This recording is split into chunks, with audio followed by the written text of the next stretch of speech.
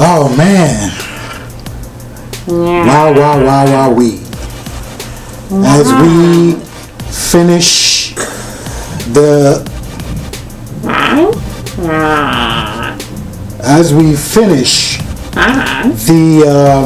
the movie, the zombie movie, the Zack Snyder zombie movie. I'm not sure if it's a horror movie or what, or action. I don't know, but we're going to talk about it. We're going to talk about it. And I'm Jay. I'm Lainey. Lainey. With the dead breath. Fuck you. We're going to be checking it out. We're going to check it out.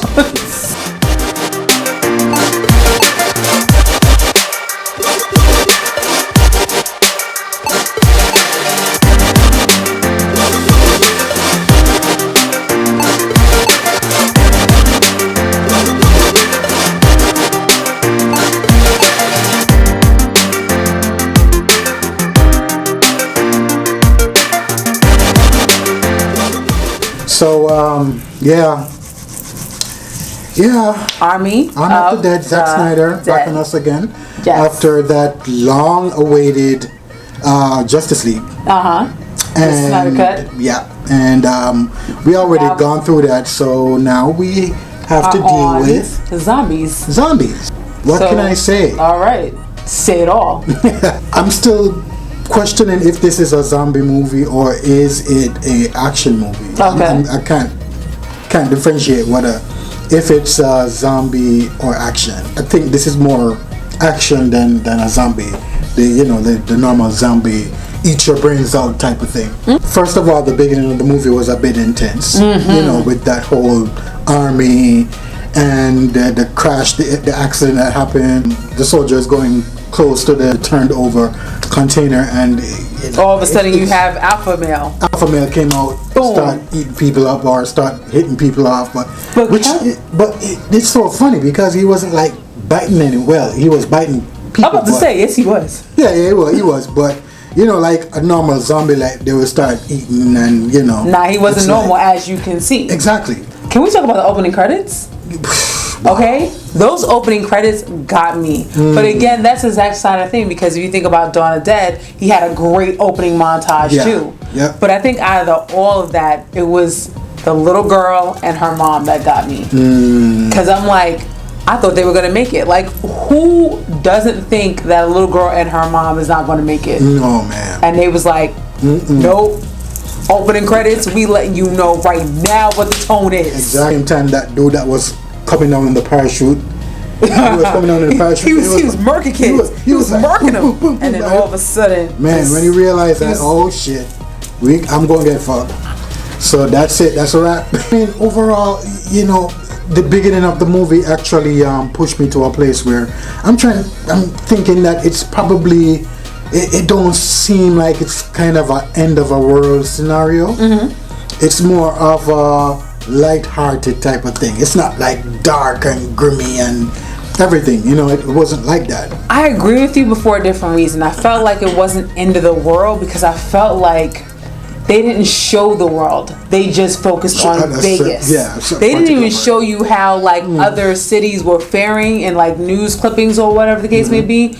They just showed you Vegas. So it made it seem as if they closed off Vegas and that was that. That within itself was a bit questioning, because how the hell you're gonna have the team to put a barricade all around Vegas with the zombies present, and so we're not gonna talk about the plot holes. If you get the whole exactly, reality of it, we're not gonna talk about the plot holes like that, because then we could be here all night. Oh my God! This movie had a lot of questions that were never answered. Okay. So let's talk about one of the things is that the alpha zombie. All right, he made his presence at the beginning of the movie and whatever. Who is this alpha zombie? Why is he so important? Why did they make him? Because apparently he's coming from some facility, like some army facility or whatever the case is. We're gonna assume it's Area 51. Yeah. Okay, we are assuming that, and because of that, I feel like I have a maybe answer, or maybe an answer to this that opens up more questions, because at the beginning of the film you can see like there was like these two far off lights that kind of like sped away different ways, and it's insinuated that it could be UFOs. But if it was UFOs, then you're thinking that the zombie virus came from Martians or something of that nature, or from Area 51 or whatever. And that could be another question. How did it originate? Maybe we'll see that in the prequel that they're doing, and also I don't know if it's a sequel or just like a series, something like that. But they are going to do more with this property. Zach sometimes gives me fucking headaches. I was about to say, you look stressed. He gives me headaches. You look stressed. Because he was the type of a director that he would just go off course just to make something look more exciting, instead of staying on the plot to make it more interesting, more action-worthy clippings that kind of build the movie or build it to his liking, but not a full understanding of the movie. Just like you have a bunch of zombies attacking these people, and out of nowhere you see zombies. Robot zombies. I knew that's what you was going for. Like, I knew that was what you were for. I was like, I said the same thing. Going there, Zach, really? I was gonna say the same thing. Like, where does that come from? Robot zombies, though. What? Robot zombies. That bothers me. And you better have a good explanation for that. How are these zombies so intelligent? What make them so fast? What made them so swift? Whatever, how they fight and all that stuff. I would say evolution, but that's way too quick. But Zach didn't explain why they're like this. There wasn't no explanation of why these zombies are like this. It's just like the chick that was kind of leading them in the first part of the movie. Yes, okay. Yeah, she kind of explained that, these are not like normal zombies. They're very fast and whatever the case is. And I like that. I do like fast zombies. Yeah, I think slow zombies are very anticlimactic. The concept is cool, but there is nothing to explain to you, so you can be like, oh, okay, well, I can understand that. And I think that they are starting to put the groundwork of a universe in and of itself, rather than just a standalone. I think the question that I would like to have answered, which I thought was actually a fallacy of the movie, was that they had these zombies that actually seemed like they were smart, or seemed like they had some intelligence. They weren't just about, I'm going to eat your brains kind of thing. Yeah, they either was even like snuggling and actually had some kind of connection. One was actually pregnant. Like, I need to see more of that. You know what I'm saying? Like, that was it was 2.5 hours long. Why is it 2.5 hours long and you introduce that kind of concept and not bring it full swing? That pissed me off. The whole entire movie could have been shorter. It just stretches too much, and there were certain little parts of the movie that could have been deleted just to make.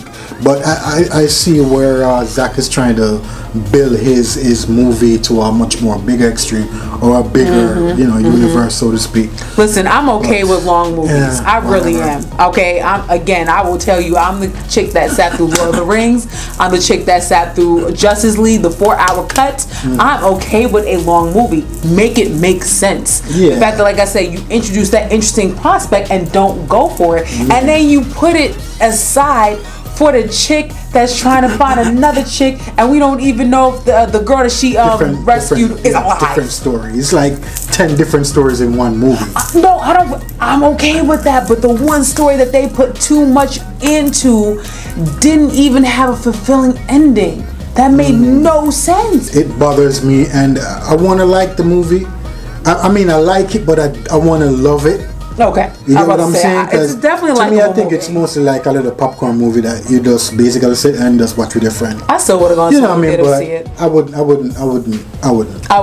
spend my money. I would have. My two good geek is, this gives a different take on zombies overall, which I can appreciate, because just as the normal bite your head, bite your neck, you turn into a zombie later, it's an entire different concept as the traditional zombie movies. The second good geek about this that I like is the kitchen scene where that chick, where the zombies were like, trying to get her, and she was like, like doing this, Merc. she was Merc. She was going in, yo. F you. She was going in, and I loved that scene. That scene was awesome. Yes, it was. Unfortunately, she died, which I didn't want her to die because she seemed a bit interesting. But she went out like a G. I'm not mad at her. My too bad. Basically, I prefer if you're doing a zombie movie, I prefer to be the most traditional zombie. Like 28 Days Later or stuff like that. I like zombie movies that are like that's frightening, like like it's in a reality type phase, and you can see yourself in a certain situation. This is mostly like action. It's not even focused on horror, on a horror type zombie type. That could be. You know what I'm saying? It's mostly like just straight action. Another thing, and it pissed me off through the whole entire movie. It's the fact that Zack shot this in 35mm, I think. So you will have like the lens, the camera will like focus on the main person, but it's like the person blurred out, like the background is fully blurred out. I forgot the actress and the actor's name, but I think that's because the pilot was she took over for somebody else.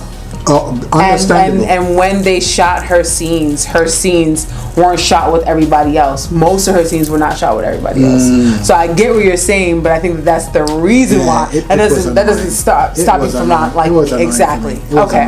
My good geek. I feel like I've talked about them already, so I'm just gonna talk about a different part of one of yours. Is that I love the kitchen scene too, but I love the quiet part of the kitchen scene.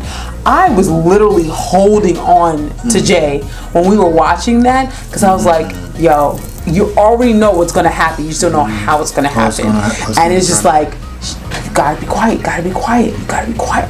Shit, don't touch. Oh, shit. Oh. That was one of my best geeks about that. And like, honestly, I think I've said everything else that I really, really, really like about it. So I'm not going to bore you with that. I think the bad geek was that I like how it ended actually, but it's so uneven about how long it takes for you to actually become a zombie. So for instance, Amari's character, okay, he got bit and maybe like anywhere between 4 and 10 hours that he started to even feel like he didn't even know he got bit. Like we didn't even know he got bit, right? So it's just like, all right, how does this work? Because other people was getting bitten and they was almost like automatically or whatever, and he got 10 hours or whatever. I personally think he's going to be the next alpha. Okay, so that's very interesting because he's actually alpha, but that's another conversation for today. I was a little bit annoyed about that, and like I said, the B plot with homegirl trying to find her friend. I mean, that was great and all, but how you spend all that time trying to find your friend, and then you don't even tell us if she survived the helicopter. Like, what are you doing? It's like a waste of time. It's like it was fully wasted. It was very much a waste of time. And I was like, if you're gonna make it long and make sense. That's all I'm saying. Definitely. That's cool. For me, I'm gonna give it a 3. A 3 out of 5. I don't think. I always equate 3 out of 5s or whatever, like a 16. I don't think it's 16. I think it's like 3.7. So eye candy is basically movies or series on television that we're currently watching, and we'd like to oblige you to please watch it. It's like bomb. One of the things that we're watching now is Love, Death, and Robot. We're actually on season 1.